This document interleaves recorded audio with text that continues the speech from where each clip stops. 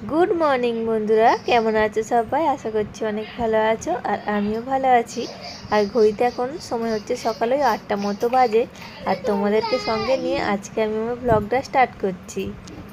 प्रथमेई are कि बाबुओ आमार संगे संगे उठे गिয়েছিল सकालेई। ओ आमि ओठार परेई ओठे किन्तु आजके किन्तु आमार संगे संगेई उठे गिয়েছিল। तो ताई जन्य आर कि ओके एकटु गभीर बाटा गुले दिलाम। ओटा आर कि रोज सकालेई खाय और गरुर दूधटा ओई सन्ध्येर दिके दिये जाय तखनई खाय।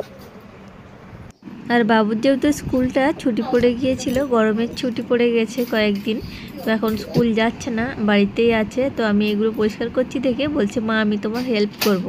তো ওই বলে আর কি কলিনটা নিয়ে পিছন পিছন ঘুরছে এদিক ওদিক। যেদিন না বাবু স্কুল থাকবে উঠতেই চাইবে না বিছানা থেকে, আর যেদিন স্কুল থাকবে না সেই দিন আর কি ও আমায় ডেকে তুলবে। ভাবি যে একটু মানে স্কুল ছুটি আছে একটু বেশি সময় ঘুমোবো, তা কিন্তু হবে না।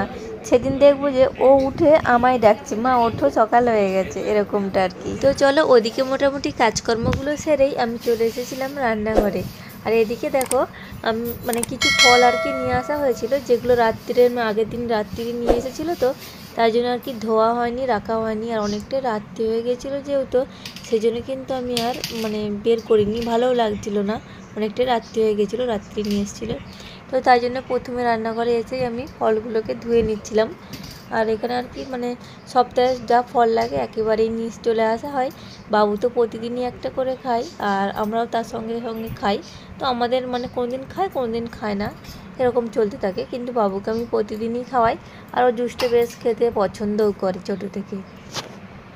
আর এদিকে তো আমাদের দাদাভাই আর কি চলে গিয়েছিলো উঠে বাজারে চলে গিয়েছিলো, আর দুটো ব্যাগ এই যে দিয়ে গেছে। আর যেহেতু বাইরে প্রচণ্ড রোদ্দুর উঠেছে, আবার কয়েকদিন বৃষ্টি হওয়াতে কিন্তু পরিবেশটা বেশ ঠান্ডা ঠান্ডাই ছিল, কিন্তু আবার এই প্রচণ্ড রোদ্দুর। তো তার জন্য তোমাদের দাদাভাই বললো যে আমাকে একটু জল দাও, তো আর ভাবলাম একটু শরবত বানিয়ে দিই লেবু দিয়ে। তো এটা আর কি তোমাদের দাদাভাইকে দেবো। আর চলো বাজার থেকে কি মাছ নিয়ে এসছে সেটাই তোমাদেরকে দেখাই।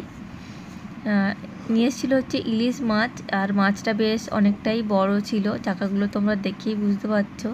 আর মাছটা মনে হচ্ছে টাটকাও ছিল, ডিম হয়েছিল মাছটাতে। তো চলো ইলিশ মাছগুলো আমি সর্ষে ইলিশ করব। আর এতগুলো মাছ সব করব না, কিছুটা মাছ রেখে দেবো, তার কারণ এতগুলো মাছ করলে তো মানে এত কেউ খাবে না। তো সবার জন্য এক পিস করে করে আর রেখে দেবো বাকিটা। তো চলো আর কি সর্ষে ইলিশ বানাবো মাছটা কিছুটা, তো তাই জন্য আর কি মানে সিলের নোড়াতে আর কি পোস্ত আর সর্ষেটা বেটে নিচ্ছিলাম। আর এদিকে দুটো মাছ আর কি ভাজা রেখেছি। মা আর কি মাছ ভাজা খেতেই বেশি পছন্দ করে, সর্ষে ইলিশটা আমরা পছন্দ করি কিন্তু মা আর কি ভাজাটাই বেশি পছন্দ করে। আর এদিকে দেখো সর্ষে ইলিশটাও কিন্তু আমার হয়ে গেছিলো। আর একটা একটা করে আমি আগে প্রথমে তুলে নিচ্ছি একটা প্লেটের মধ্যে, যাতে করে না ভেঙে যায় মাছগুলো। তো চলো ওদিকে মোটামুটি রান্নাবান্না কমপ্লিট হয়ে গেছিলো। আর এদিকে আর কি বাবু একটা স্কেটিং বোর্ড অর্ডার দিয়েছিল, তো মানে এক সপ্তাহ পর এসছে ওটা। আর কবে থেকে বলছে মা কবে আসবে কবে আসবে বলে একটা একটা করে আর কি দিন গুনবে।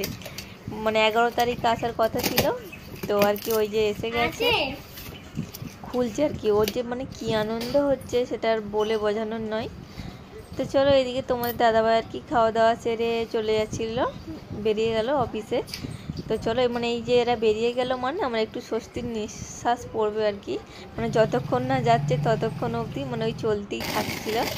তো চলো এদিকে খাওয়া দাওয়া সেরে একটু রেস্ট নিয়ে নিয়েছিলাম। আর হয়ে গেছিলো বিকেল হয়ে গেছিলো, এই সন্ধ্যের মুখটা এসেছিলাম আর কি ছাদে। দেখো কত সুন্দর পরিবেশটা, হাওয়া দিচ্ছে, বেশ ভালোই লাগছিলো বসে থাকতে। কিন্তু বসে থাকলে কি আর হবে বলো, নিচে গিয়ে আবার অনেক কাজও রয়েছে, সন্ধ্যে দেখাতে হবে। আর এই পরিবেশটা দেখো কত সুন্দর। তো চলো চলে এসেছিলাম নিচে। তো আসার সময় একটু গাছগুলোতে জলও দিয়ে আসলাম আমি, এই যে কত সুন্দর ফুল ফুটেছে। আর সব গাছগুলো না এই রোদের জন্য বেশ শুকিয়েও যাচ্ছে, তো ভাবলাম একটু জলই দিয়ে দিই। তো আজকে সকালে না জলটা আর কি দেওয়া হয়নি, তাই জন্য ভাবলাম যে সন্ধ্যের দিকে যাই বিকেলে, তা নাহলে আবার গাছগুলো মরে যাবে। তো চলো চলে এসেছিলাম নিচে। আর সন্ধ্যেও হয়ে গেছিলো প্রায় মোটামুটি বিকেল টাইমে। তো একটু সাজুগুজু করে নিলাম আর কি, চুল টুল বেঁধে নিলাম। তো চলো বন্ধুরা আমার এই ব্লগটা কেমন লাগলো জানিও, আর দেখাবে নেক্সট ব্লগে।